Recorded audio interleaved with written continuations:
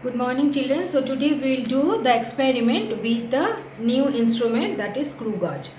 By using screw gauge you can measure any distance which is smaller than the least count of the vernier caliper. Alright. Now if you look at the screw gauge, then first I am telling you the different parts. Okay. Here you see there is a U-shaped thing. This is known as nut. This is nut. Okay. Now this portion, this one, this is known as stud. You can see here within this cylindrical one black portion is visible. That is known as stud.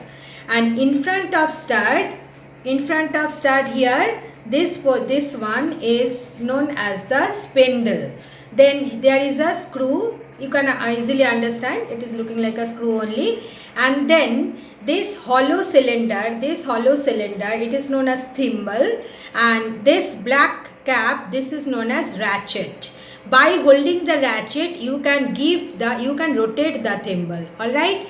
And on the edge of the thimble, there is a circular scale. I hope the circular scale is visible. Okay, there is a circular. Now you see on this one there is a circular scale. Alright. Now if you consider the circular scale, circular scale, I am just drawing the diagram here. You will see that it is starting from 0, then 10, 20, 30, 40. This is the way it is coming. Then here is 90. Then don't think that there are 90 division, because after 90 this is 91, 92, 93, this way 100. 0 and 100 they are coinciding. Alright. So there are 100 division in the circular scale. And if I, by the ratchet, if I rotate it, then you see on this solid cylinder there is a linear scale. Okay, there is a linear scale. Alright. So the linear scale, it look like this. If I draw the linear and circular scale together, linear scale 0 is here, and then circular scale it is like this. Okay. This is the structure. So just like vernier caliper, in case of screw gauge also there are two scale, linear scale, or you can say it main scale also, and circular scale. Alright, linear scale and circular scale. Now by this we can find out any small length. Now if you want to use the screw gauge, then first thing you have to do is find out the least count, means smallest measurable length by the screw gauge. Now what is the formula for least count? Least count is pitch divided by total number of division in circular scale. Alright. Now what is pitch? Pitch is the distance travelled by the edge of the circular scale for one complete rotation. Alright. Now how you have to do it? First of all, you just look at the instrument as well as the diagram. You have to rotate the ratchet and set this way that 0 of the circular scale, it coincide with the horizontal reference line. Okay, I have done that. 0 of the circular scale coinciding with the horizontal reference line. At that condition, you have to find out which last mark is visible. Here in the setup, 4th mark is visible. Alright. Now I will give one complete rotation to it so that 0 again coincide with the reference line. So you see again 0 is coinciding with the reference line. And by the time what happened, when 0 is coinciding again, then this one, the circular scale edge, it has come here. So 4th mark is no longer visible. Now 3rd mark is visible. So you see, when I have given one complete rotation to the circular scale, the edge of the circular scale, it is advanced. Okay, it translated by how much distance? 4 minus 3, 1 millimeter. So that is the pitch of the screw gauge, 1 millimeter. then total number of circular scale division is 100. So what will be the least count? Pitch divided by total number of division in circular scale.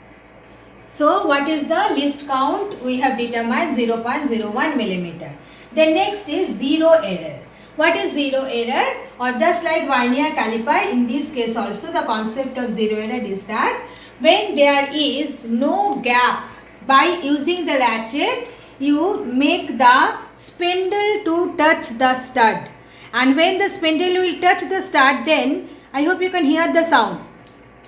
This sound will be produced. It confirms that stud and spindle, they are touching each other. There is no gap between them. Stud and spindle, they are touching each other and there is no gap between the stud and the spindle. Okay. At this condition, if the zero of the circular scale coincide with the reference line, it means zero error of the instrument is 0.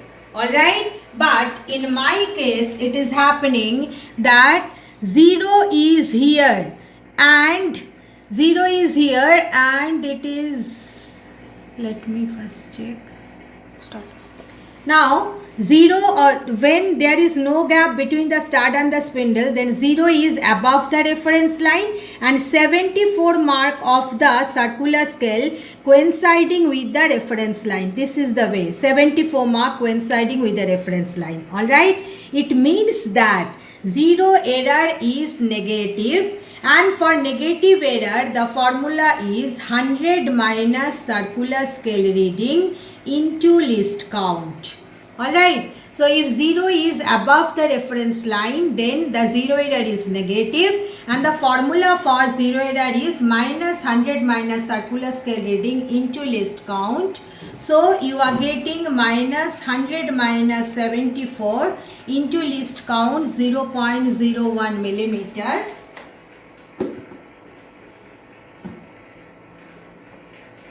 Start.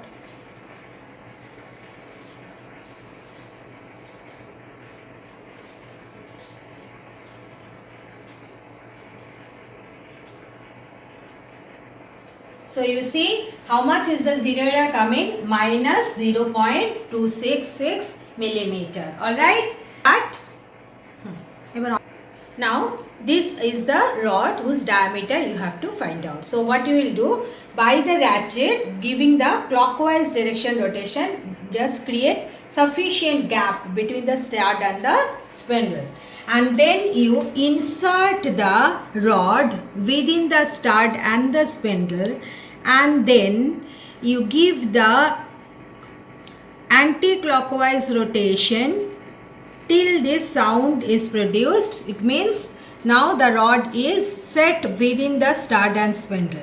Now you have to find the main scale reading. Now main scale reading is the mark visible on the linear scale. Means I am just drawing the diagram. This is the way it is coming. First is 0, then 1, 2, 3, 4, 5, 6th reading is visible. 6th reading, 6th mark is visible. Alright. So what will be the main scale reading? It is 6. And then circular scale, this is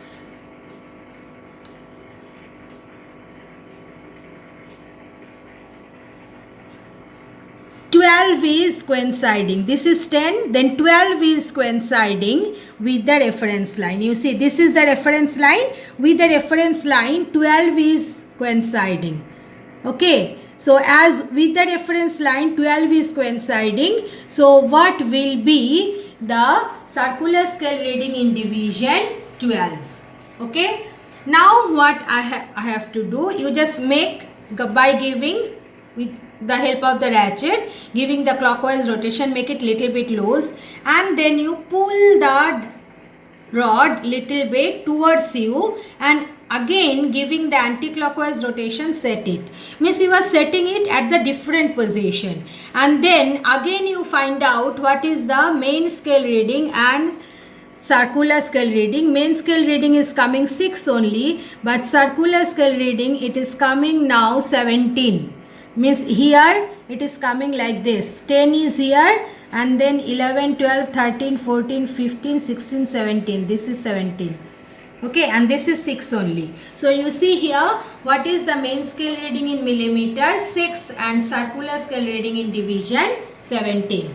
Again you do the same, giving the clockwise rotation, holding the ratchet, make it little bit loose, and then again you pull it towards you and hold it, and again through the ratchet give a anti-clockwise rotation. So now also I am getting the linear scale reading as 6, but the circular scale reading this time, it is coming.